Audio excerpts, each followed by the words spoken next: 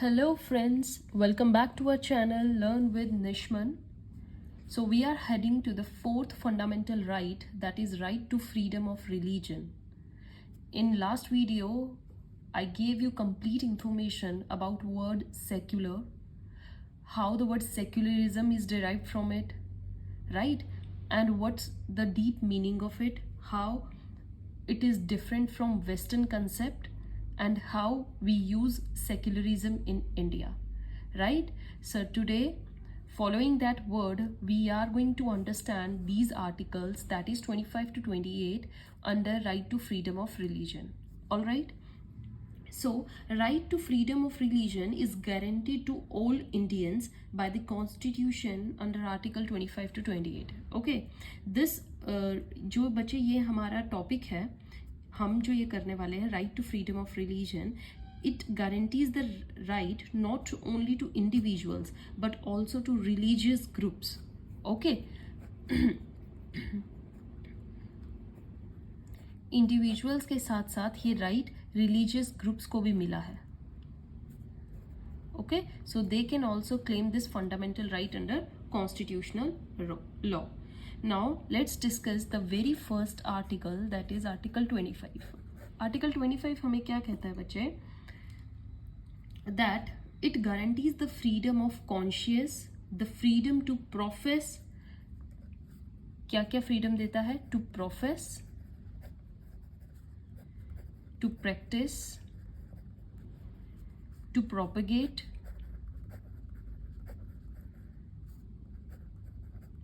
right? क्या? Religion to all citizens. Religion, right?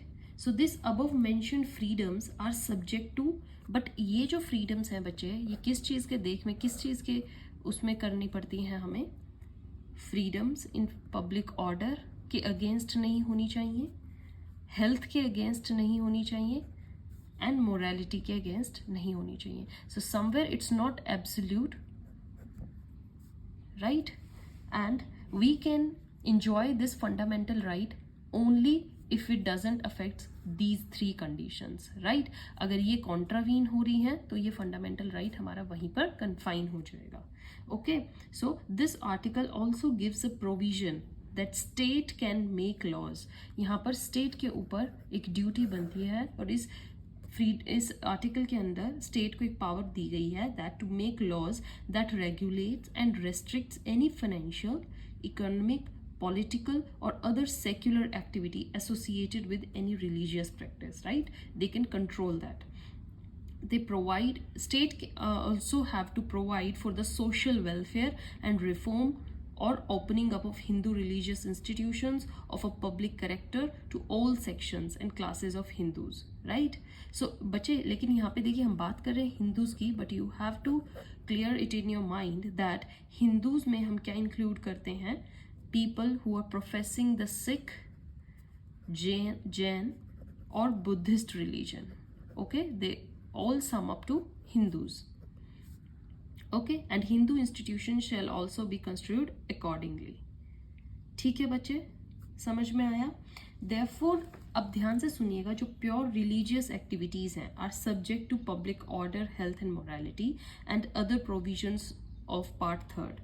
Because we have certain religious practices which are detrimental to health, public order, morality. ठीक है बच्चे, जब हम religion की practice करते हैं तो उसमें कुछ प्रैक्टिसेस ऐसी होती हैं जो पब्लिक ऑर्डर, हेल्थ या मोरालिटी के अगेंस्ट होती है, and then state haves to come in between to exercise its power to regulate such religious activities. मैं आपको एक एग्जाम्पल देती हूँ, बहुत ही बढ़िया, आपको समझ आ जाएगा.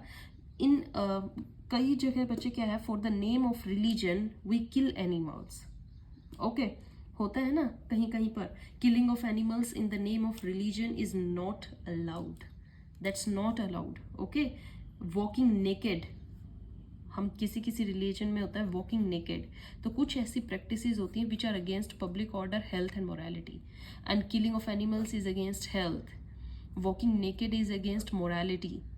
So here state can come in between and can restrict those. Okay, so state these can be controlled by the state. All right. देखिए बच्चे, इट डजेंट मीन दैट कि जो हमारा आर्टिकल 25 है is subservient to other fundamental rights. No, the spirit is not that freedom of religion should be seem subservient to other rights. There should be an attempt to bring harmony. Main focus होता है कि other rights and between this right article 25 के बीच में harmony लाना. The policy of harmony is always there. Right. अब बच्चे इसी आर्टिकल के बेसिस पे कुछ एग्जाम्पल्स या कुछ केसेस उठते हैं. For example, I tell you a question. If public road is occupied to perform नमाज, then whether it can be claim that right to move is curtailed. क्योंकि एक राइट हमारा दूसरे राइट को कर्टेल कर रहा है. Right. Right to perform, this is practice religion, and somewhere अगर रोड पर नमाज पढ़ी जा रही है तो उससे हमारा राइट टू मूव जो है वो हार्म हो रहा है. And therefore freedom of religion being subservient to other rights, the नमाज should not performed in public road और नॉट. बताइए ये इसका क्या आंसर होगा. देखिए, द ऑब्जेक्टिव जो होता है स्टेट का is to bring harmony, and article 25 can not be curtailed on every small encroachment. Okay. अगर हमें ये लगेगा that if entire deadlock is created, कि बिल्कुल ही डेडलॉक है एंड ट्रैफिक कांट मूव, कहीं जा ही नहीं सकते, and there is no other road, then the state may curtail freedom of religion. उस टाइम में स्टेट को आना पड़ेगा and have to curtail this right. Okay.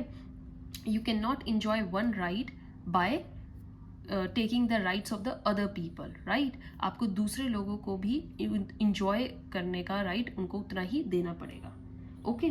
अब आपका एक और केस था बच्चे, church of God versus KKRMC welfare society थी. यहाँ पर एक केस आया था, दैट इज, ये बहुत फेमस है बच्चे, यूज ऑफ लाउड स्पीकर्स. ठीक है, हम रिलीजियन एक्टिविटीज में यूज ऑफ लाउड स्पीकर्स करते हैं. सो इस पर भी ये था that use of loud speakers that were being used in church during prayers were prohibited because somewhere they are harming the right of the other people, they're harming their right to privacy, their right to life. Yes, so that's why use of these loudspeakers were prohibited. Okay, now your article 25 says that secular activities of religion can be regulated and controlled by state. Right. State can regulate or restrict any economic, financial or political or other secular activity which may be associated with religious activity. Right. तो इनको क्या कर सकती है state, control कर सकती है. Okay. आपका बच्चे एक केस था AS Narayan versus state of Andhra Pradesh. तो उसमें था whether state can appoint chief priest और it will be a hereditary head. क्या होगा. देखिए, state can appoint, why, because same is secular matter and not the pure religious matter. So just appointment के लिए ये कोई प्योर रिलीजन पे basis नहीं है, and state can interfere in it for the appointment. Right. अब आपका बच्चे एक क्वेश्चन, एक और केस था, that was Adithyan versus Travancore Devaswom board.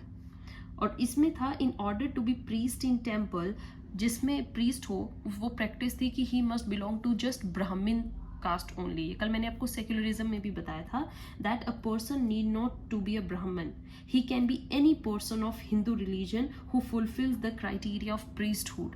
Priesthood का क्राइटेरिया क्या होगा, that he must have knowledge of all Vedas, mantras and rituals, and after that any person can become the priest.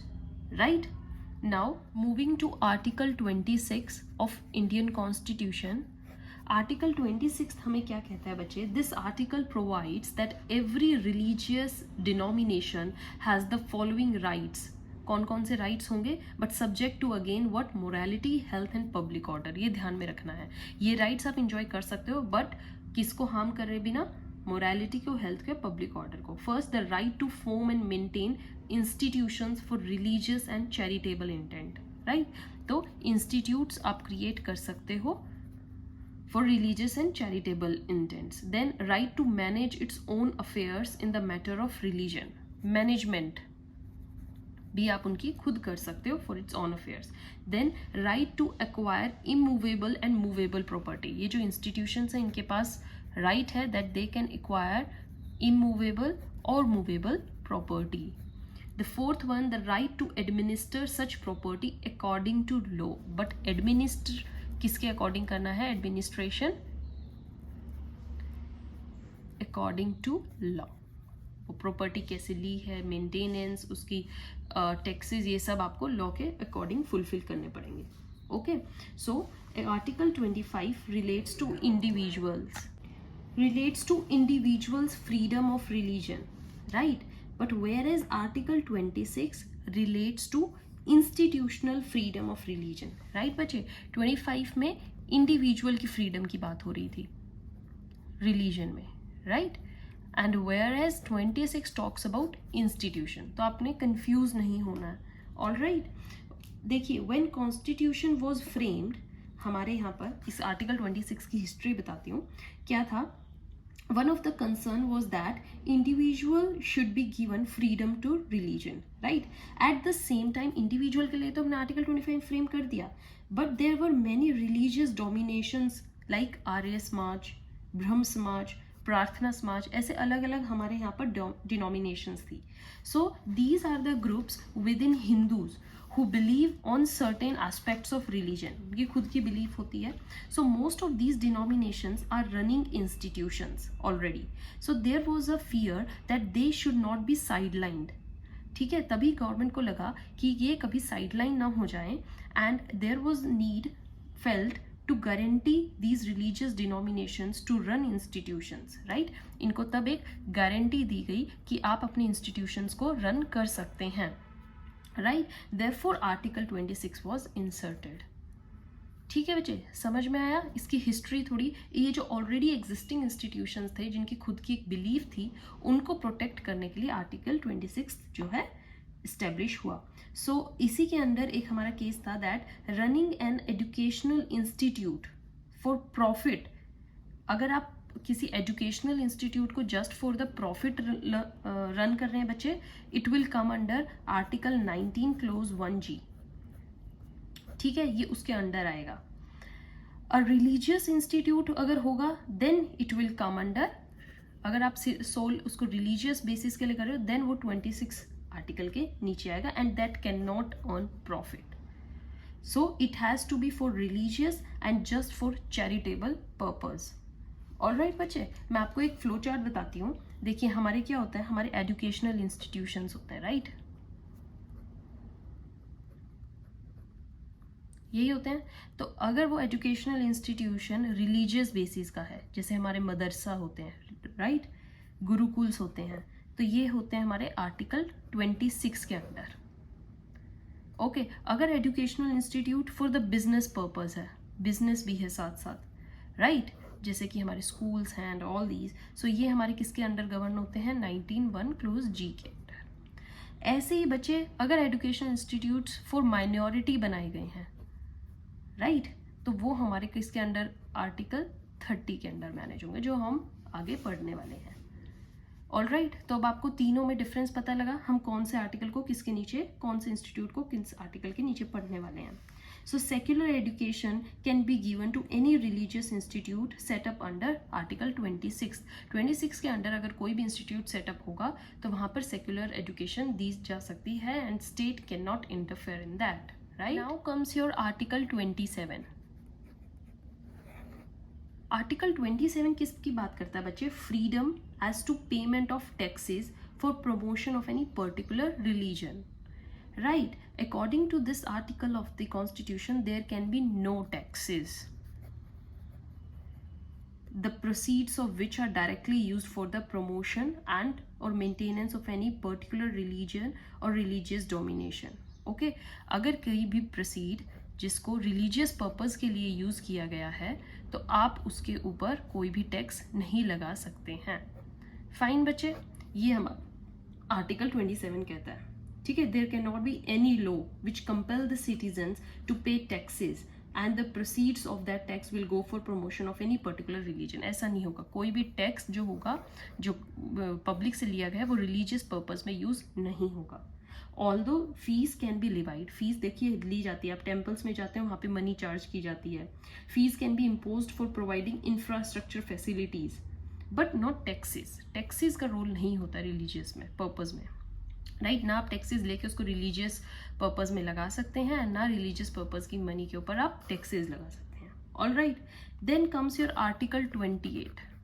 ध्यान से सुनिएगा बच्चे, आर्टिकल 28 क्या कहता है Article 28 says that it permits educational institutions, right, that are maintained by religious groups to disseminate religious instruction. जो हमने religious institutes अभी पढ़े हैं आर्टिकल 26 में, right, ऐसे institutes जो educational institution के purpose से use होते हैं, वहाँ पर this provides that no religious instruction shall be provided in state run educational institute. अगर वो state run educational institute है तो वहाँ पर कोई भी religious instruction नहीं दी जाएगी. Alright, then educational institutions administered by the state, okay, but that were established under any endowment or trust in such institutions are exempt from above clauses. Religious instructions के लिए वो exempted है. Any person who attends any educational institution recognized by the state shall not be required to participate in any religious instruction. कोई भी religious instruction नहीं होगी अगर वो किसी state run religious institute से आया है तो. So this is your article 28. That's not that important, you can just read it and have knowledge about it. Article 25 and 26 very very important बच्चे for examination point of view, for PTs and in your any upcoming exams, right. theoretically ये बहुत आते हैं, secular के ऊपर बहुत बड़ा question आता है, सेक्युलरिज्म के ऊपर आता है, बार बार मैं आपको फोकस कर रही हूँ, उस वीडियो को देखिए and then stay tuned for the next videos. We are going to discuss next fundamental rights in that. Till then, goodbye, thank you.